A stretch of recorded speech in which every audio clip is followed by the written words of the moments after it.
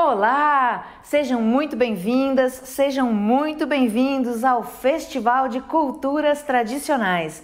Eu sou Lia Marque e quero te convidar a se emocionar e se divertir com as culturas dos povos do mundo.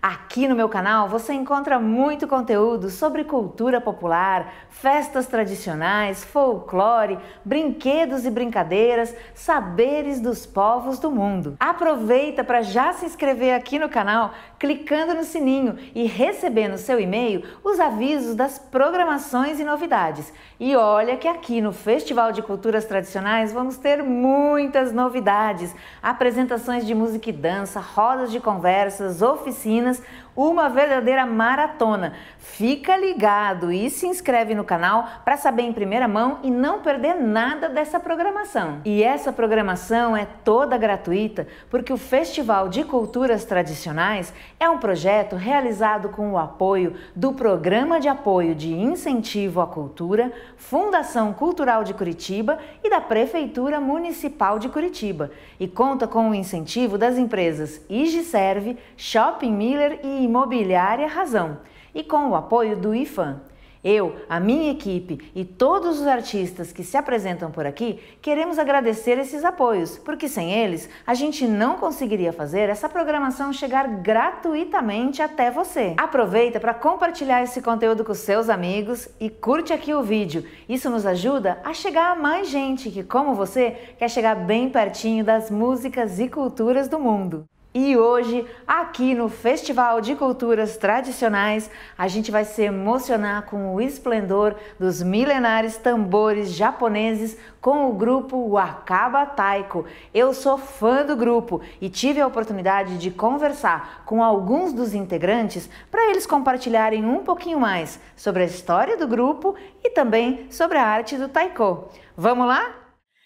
Eba, eu estou aqui com o Hermes Murakami, que é um mentor aí de toda essa juventude tocadora do Wakaba Taiko e das outras gerações também. Seu Hermes, obrigada por estar aqui com a gente para contar um pouco da história do grupo. Olá, tudo bem? Na verdade é um prazer estar aqui participando desse projeto e falar um pouquinho do nosso grupo aqui, né? Do nosso Wadaiko.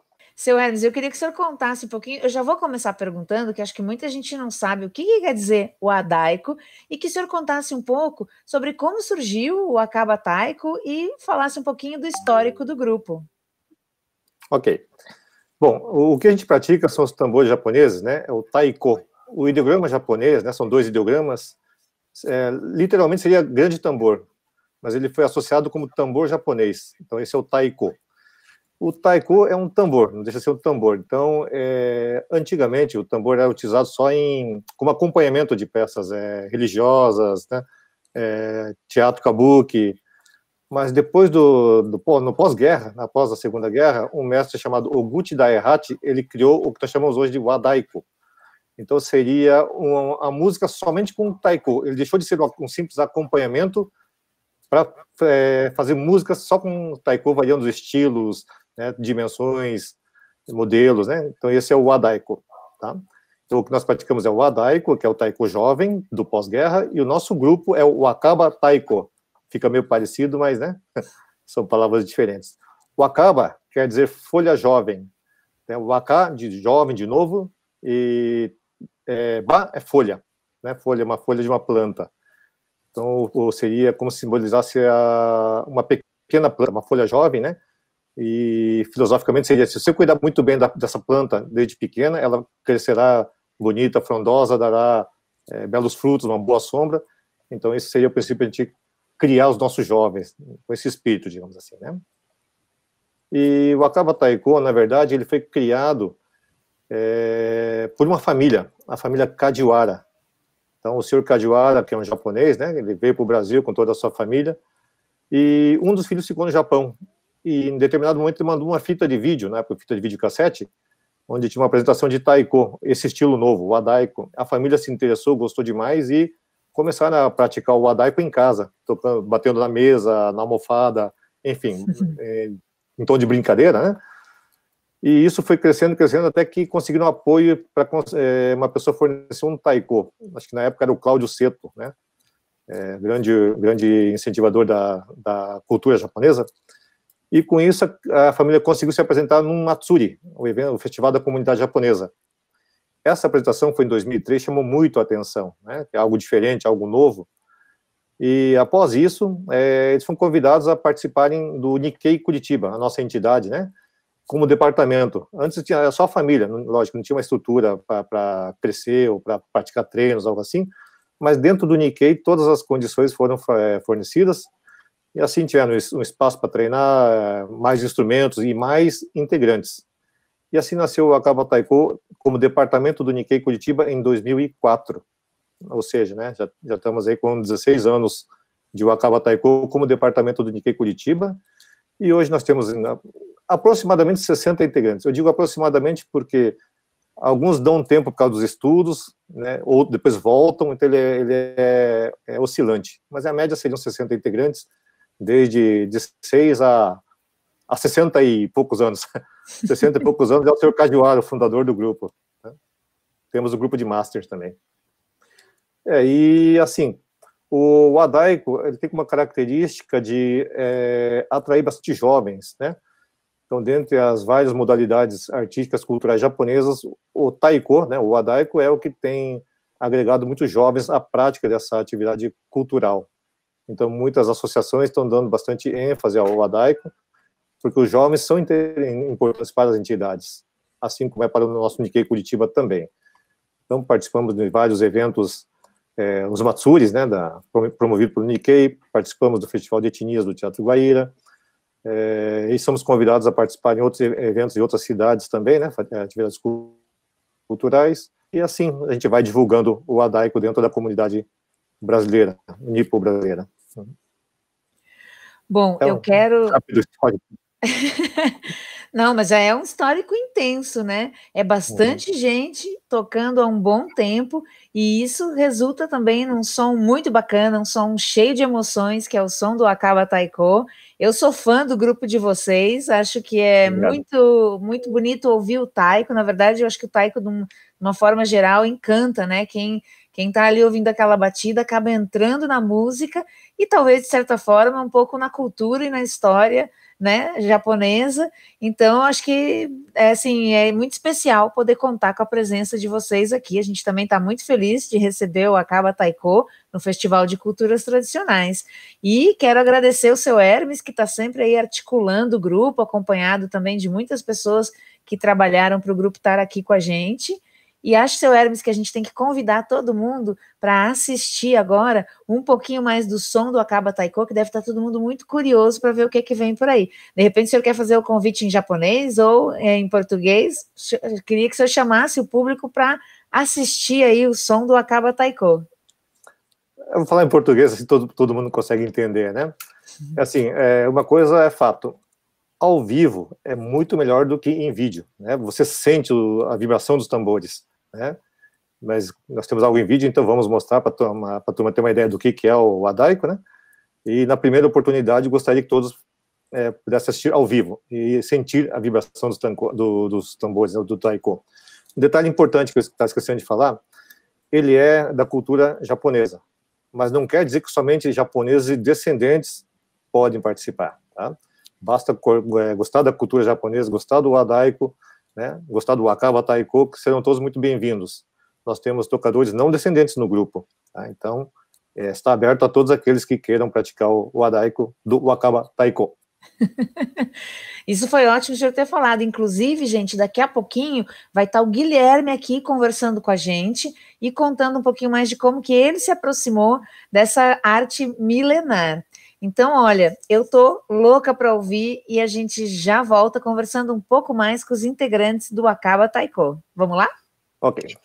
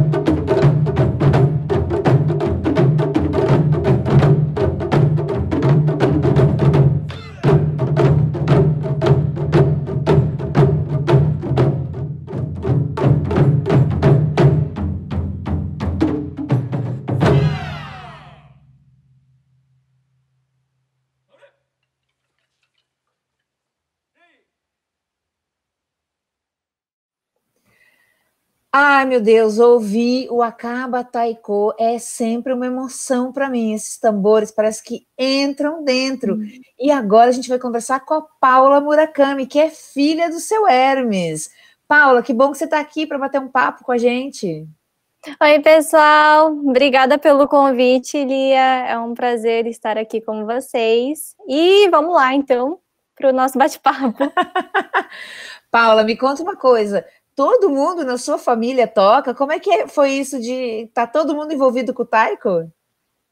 Então, quase todo mundo. A minha mãe, ela preferiu não tocar taiko, porque ela sente que não leva jeito, mas a gente vive incentivando ela. Mas, basicamente, é o meu pai, a minha irmã mais velha, chamada Juliana Saemi, e eu. Inclusive, a gente entrou quando era bem pequenas, e a minha irmã, antes de eu entrar para a liderança, ela também já liderou o grupo Acaba Taiko.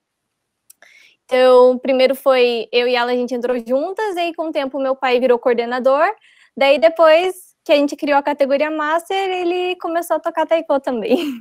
E foi bem pequenininha que você entrou? Com quantos anos você começou a tocar? Eu comecei a tocar taiko por volta dos 8 anos, 8, 9 anos. Ainda era bem pequena. Inclusive, gente, a gente tem vídeo aqui no canal com a Saemi, que é a irmã da Paula, fazendo uma visita pelos tambores do taiko, quando a gente foi acompanhar um festival lá em Ponta Grossa de taiko, e ela contou um pouco mais pra gente do nome de cada tambor. E eu queria que você falasse um pouco, Paula, por que te deu vontade de tocar? O pessoal já viu e vai continuar assistindo vocês, é uma atividade super intensa, assim, né? Não só fisicamente, mas é muita emoção também. Queria que você falasse, assim, como é que é essa experiência de estar representando a cultura japonesa, tocando aí os tambores? Bom, então, como eu comecei muito pequena, né, na verdade, eu assisti a família que começou com um grupo, né, o Acaba Taiko, tocando no Matsuri, que é um desses festivais japoneses, e daí a gente achou muito legal e bateu aquela curiosidade para experimentar também. Então, como eu toco desde pequena, para mim já ficou algo muito natural fazer parte disso, né? Mas toda vez que eu toco é como se eu esquecesse de todos os problemas e foco só na música, sentir o próximo. É muito interessante isso, porque enquanto a gente está executando as músicas ou até fazendo as batidas básicas no treino, a gente sente a energia da pessoa do lado, então é uma sensação inexplicável, assim. Mas hoje em dia já está algo bem natural, assim, esse sentimento. E é mais ou menos isso. E me conta uma coisa, agora tem que perguntar aqui, que às vezes eu falo taiko e às vezes eu falo taiko. Tem diferença? Tem um jeito certo de falar? Queria que você contasse para o pessoal que está nos assistindo como que vocês costumam dizer e se todos os grupos usam a mesma nomenclatura. Bom, aqui no Brasil a gente fala taiko mesmo, mas é porque a gente adaptou com o sotaque brasileiro, né? Mas se fosse falar seguindo o japonês mesmo, seria taiko mesmo, mais reto. Daí a gente coloca um acentinho, taiko. Paula, e eu queria te perguntar uma coisa. Eu sou fã do grupo de vocês e sempre que eu posso eu vou assistir vocês.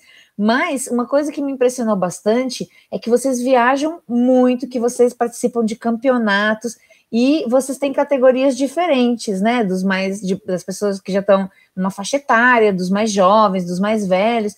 E eu queria que você contasse um pouco como que é essa experiência também de vocês estarem à frente dessa categoria dos jovens e levarem a cultura japonesa para tantos lugares. Quem assiste o grupo percebe que vocês são muito unidos e eu imagino que isso tenha muito a ver também com toda essa prática de contar essa história da cultura japonesa, de estar indo para muitos lugares. Eu queria que você dividisse aqui com quem está nos assistindo, como é que é essa experiência para vocês? Bom, eu confesso que, falando assim por mim mesma, né, o interessante de fazer parte de uma equipe é que, além de trabalhar essa questão de lidar com pessoas, a gente também acaba desenvolvendo mais empatia também pelos outros e realmente aquilo de comprometimento e responsabilidade. Bom, então, falando por mim mesmo, o legal de fazer parte do Akaba Taiko é porque a gente trabalha bastante esse espírito em equipe, tanto na questão de ter mais responsabilidade um pelo outro, ou até mesmo para puxar o grupo, porque não tem bem um professor, algum profissional lá que fica nos orientando, né? Nós por conta própria, assim. Então, que nem a gente até nem chama como a gente chama o grupo de família, para a gente criar aquele laço e ser um hobby mesmo, uma atividade, um lazer para que a gente possa descontrair, esquecer um pouco da nossa rotina de escola ou trabalho. Então, a gente busca realmente manter uma relação bem de amizade, família, mantendo o comprometimento e responsabilidade necessário para que dê certo as atividades do grupo.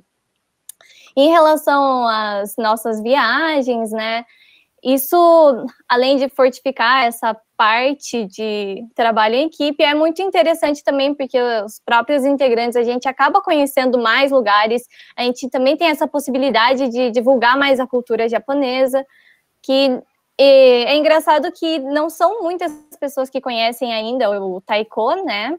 Então, é muito prazeroso e gratificante quando a gente vai para alguma cidade diferente, apresenta e o pessoal vem elogiar e comentar que nunca tinha ouvido falar desse instrumento. E eles acham interessante e algumas pessoas até buscam alguns grupos de taiko que tem em outras cidades para começar a praticar essa arte. Que legal! Eu também confesso que eu descobri recentemente os tambores japoneses e é uma música que eu gosto bastante e que eu acho que as pessoas realmente se sentem muito tocadas. Então, vou convidar todo mundo aqui junto com a Paula para a gente ouvir mais um pouquinho do Akaba Taiko e depois a gente volta para saber um pouco mais da história desse grupo super bacana.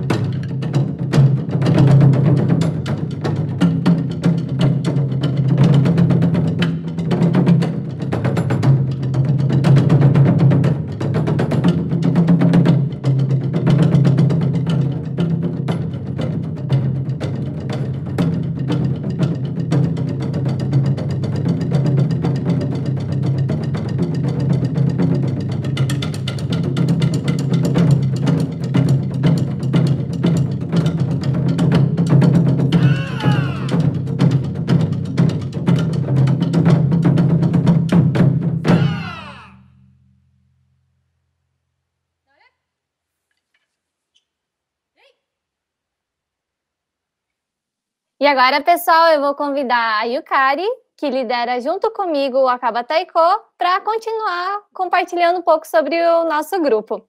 Oi, Yukari! Oi, Paula, boa noite, pessoal. Muito obrigada pelo convite aí. Eu também vou falar um pouquinho mais sobre o nosso grupo, né, compartilhar nossa história aí com vocês. E, Yukari, eu já contei para o pessoal um pouquinho como foi o processo de quando eu entrei para o grupo, e agora é a sua hora para contar para eles como é que o que chamou a atenção para você entrar para o Akaba Taiko, e como que foi?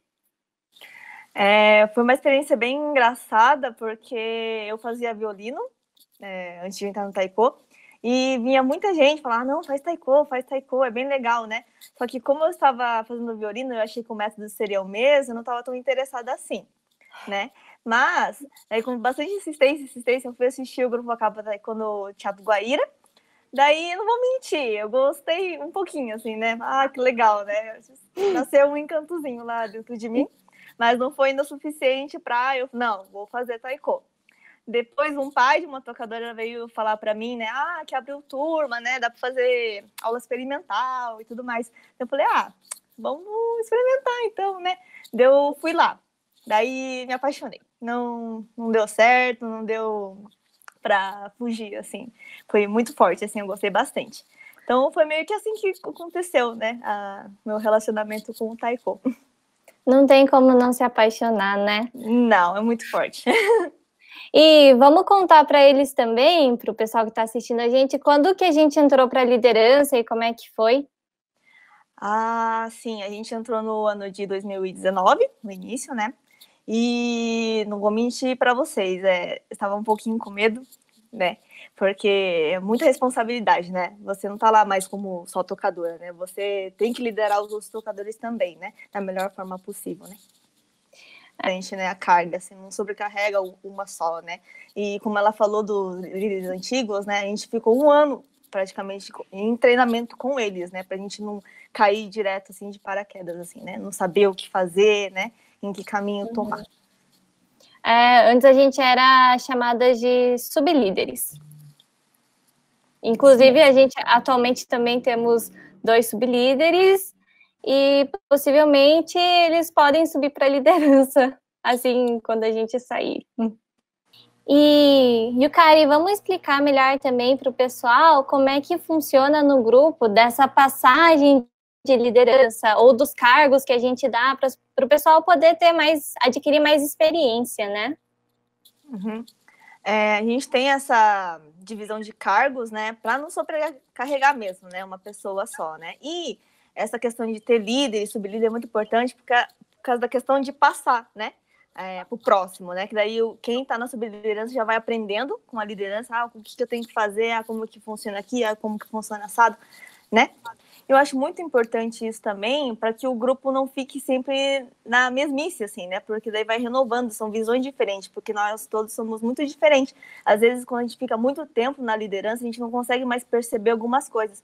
Daí, subindo uma pessoa nova, consegue enxergar mais coisas, assim, né? Que a gente deixou de perceber, né? E é muito importante para as músicas, renovar, né, as músicas, o pessoal, a energia também. Por isso que é muito importante sempre renovar, sempre passar, né, adiante. O pessoal sempre acaba trazendo uma ideia nova para colocar no grupo, algum método novo que pode ajudar mais os iniciantes, ou até mesmo quem já está há mais tempo, né? Sim, é uma grande ajuda, sim. Também é legal comentar da participação dos pais, né? Sim. Sem os pais, assim, não que o grupo morre, mas é muito importante o suporte dos pais, porque eles que estão sempre ali cuidando da gente, às vezes, por eles serem mais maduros, assim, né, conseguem enxergar mais coisas, né? O suporte que eles dão nos matsuris, tanto para levar os tocadores, né, os filhos, quanto para ajudar nas barracas, né? Que só a gente não ia dar conta. E o legal mesmo dessa divisão de tarefas é que não só os próprios tocadores ajudam a gente a coordenar o grupo, assim como os nossos pais e os pais dos tocadores, que além de servirem de exemplo, que são... Porque a gente sempre vai acabar se espelhando nos nossos pais, avós. Essa tradição, ela vem de cima, né?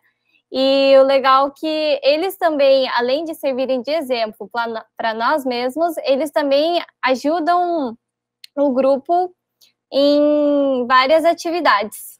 Isso mesmo, né, Paula?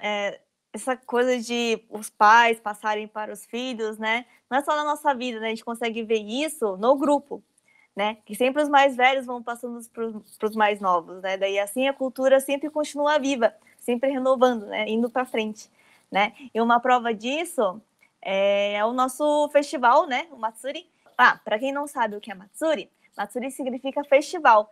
E é lá que a gente tem várias atrações da cultura japonesa, né? Vem tanto as atrações de palco quanto as barracas, né? Que é de entretenimento, assim, faz origami, tem barraca de alimentação também, né? Bom, acho que já falei demais, né, Paula? Acho que a gente pode deixar o povo experimentar um pouco, né? Assistir mais um pouquinho da nossa apresentação, né? Então, dozo!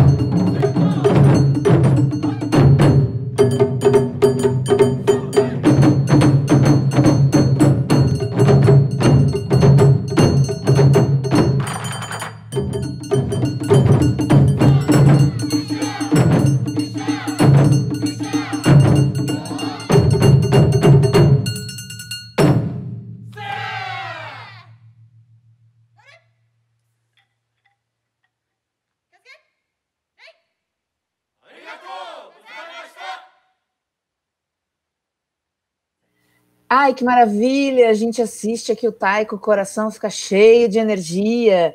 E agora, gente, eu estou aqui com o Guilherme Matilha, que faz parte do grupo Akaba Taiko. E vocês devem estar se perguntando, ué, o Guilherme não é descendente de japonês? Pois é, não é, né? Às vezes a gente se surpreende. Guilherme, me conta essa história. Quem não é descendente também pode estar no Akaba?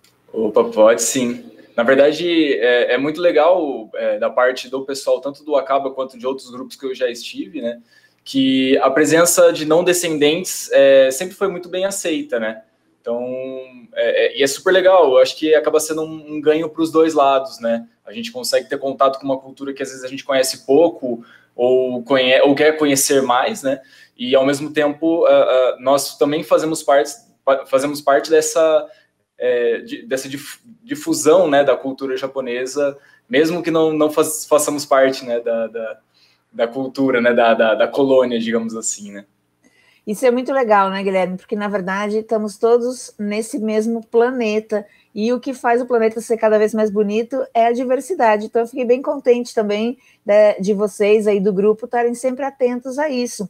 Eu queria que você contasse um pouco para o pessoal, que até também não é descendente de japonês, como é que foi esse seu encontro com o taiko, como é que você se interessou e como é que é essa experiência de... 8 anos, existe uma festa lá chamada Japan Fest. E acho que na segunda edição desse evento, acho que foi lá para 2004, mais ou menos, eu assisti a minha primeira apresentação, né, do grupo de taiko, que era recém-formado, inclusive, na cidade de onde eu venho lá. E eu me lembro muito bem de ter assistido e ter virado para meus pais e falado, não, eu quero entrar nesse grupo, eu quero tocar esse instrumento, né, quero um dia fazer parte desse grupo. E naquela época a internet não estava ainda tão desenvolvida quanto a gente conhece hoje, né?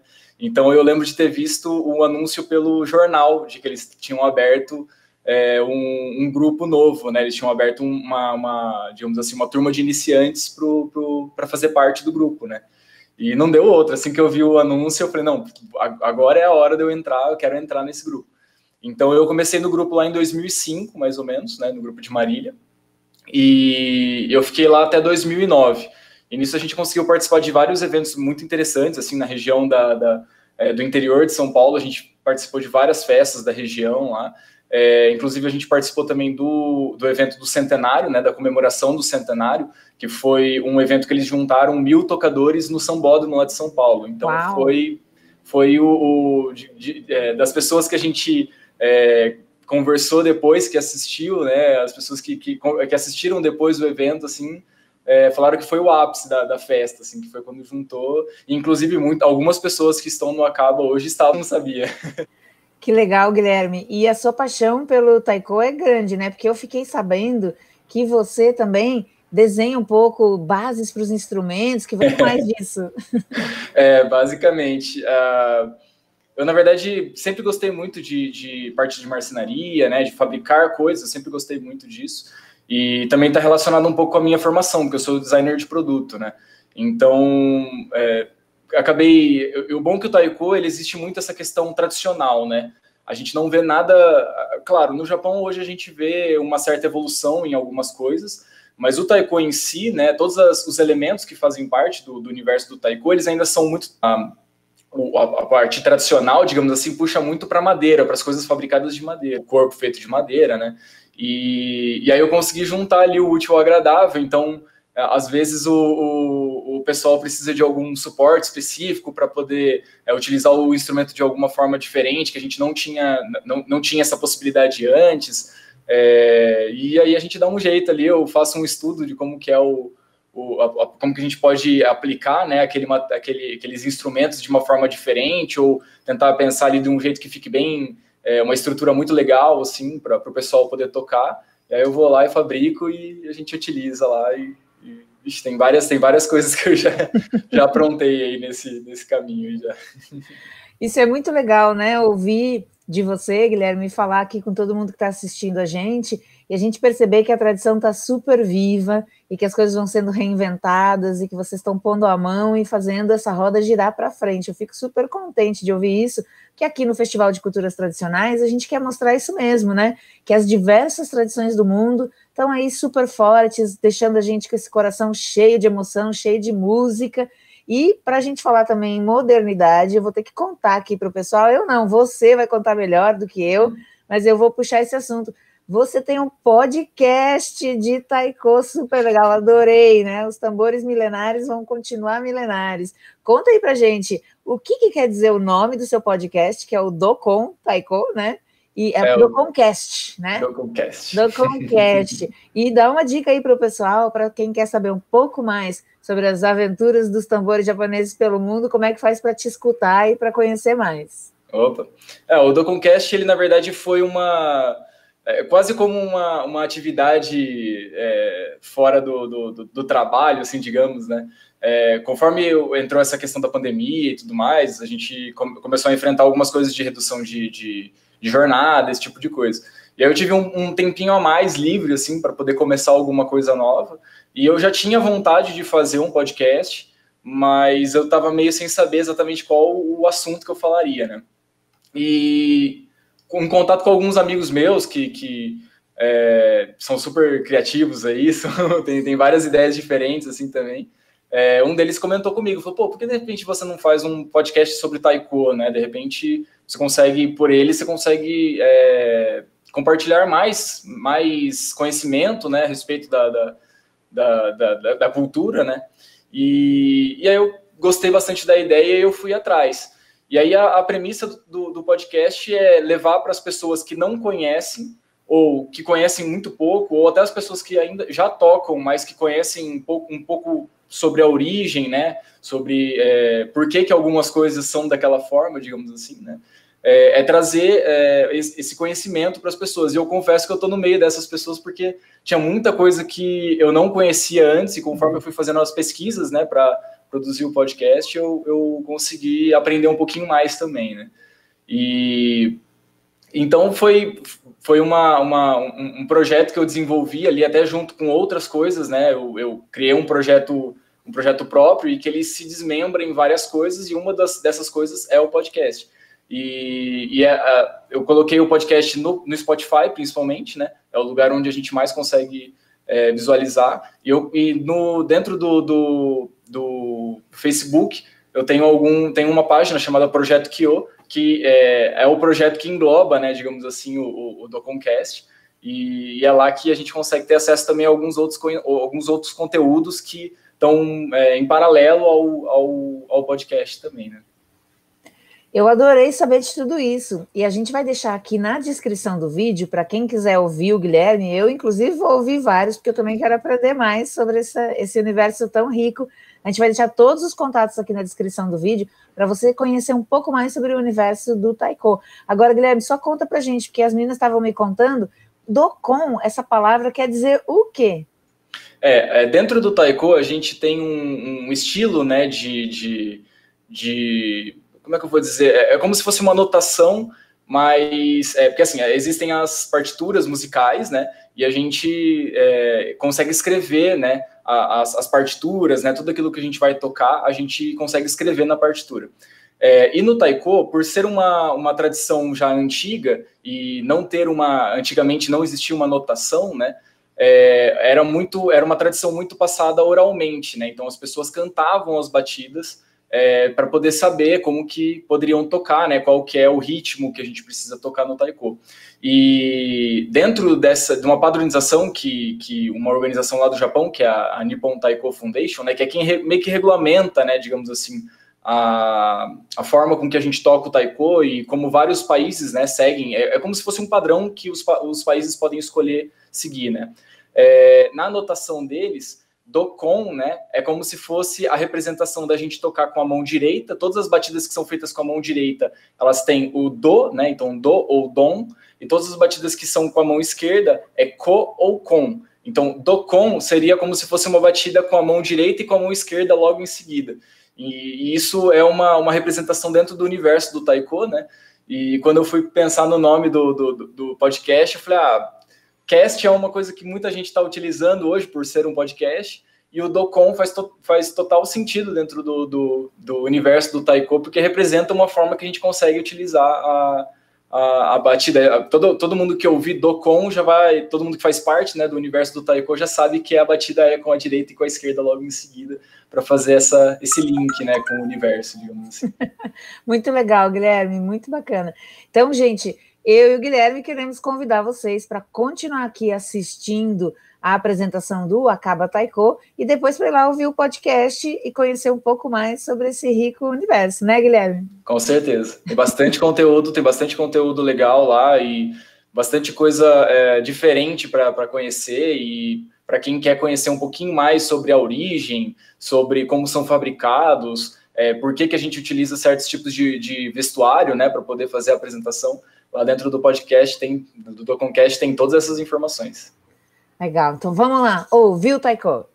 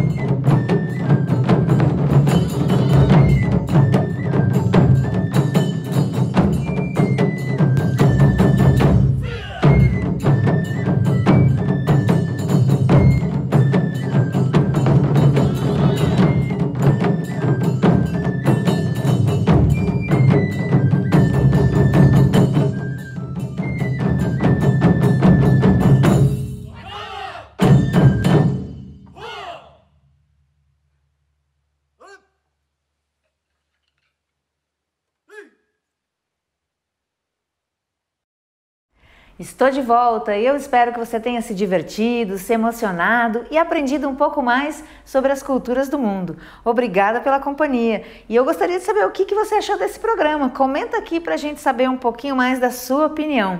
Eu te convido a continuar com a gente aqui no canal e especialmente no Festival de Culturas Tradicionais. E além das apresentações dos grupos, o festival tem oficinas e rodas de conversas numa programação para você se divertir e conhecer um pouquinho mais das culturas do mundo.